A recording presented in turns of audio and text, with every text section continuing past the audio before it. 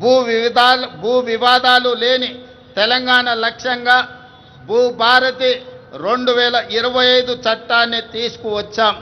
గతంలో ఉన్న ధరణి చట్టం కొద్ది మందికి చుట్టమైతే ఈనాడు భూభారతి చట్టం పేద ప్రజలందరికీ రక్షణ కల్పించే చట్టంగా మార్చి ప్రతి పేదవాడి సమస్యను పరిష్కరించి ఈరోజు అసైన్మెంట్ భూములతో పాటు అడవుల్లో ఉన్న ఆదివాసీలకి అందించిన అటవీ హక్కుల చట్టాలను అమలు చేసి వాళ్ళ భూములకు రక్షణ కల్పించే విధానాన్ని ఈనాడు భూభారతి చట్టంలో మనం తీసుకురావడం జరిగింది. మిత్రులారా, యువత మన భవిష్యత్తు.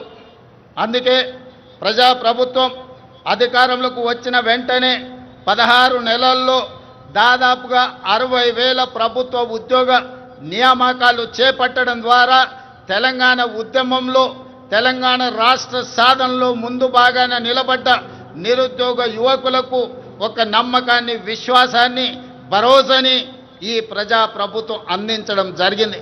ఇదే కాదు, గత 16 నెలల్లో ప్రైవేటు సంస్థల్లో కూడా దాదాపుగా అంతర్జాతీయ పెట్టుబడులు తీసుకొచ్చి 1,00,000 మందికి ఉద్యోగ అవకాశాలు కల్పించడం ద్వారా నిరుద్యోగ సమస్యను పరిష్కరించడమే కాదు, ఈ దేశంలో అత్యల్ప నిరుద్యోగ సమస్యగా ఉన్న రాష్ట్రంగా తెలంగాణ రాష్ట్రము మొట్టమొదటి స్థానంలో ఉన్నది.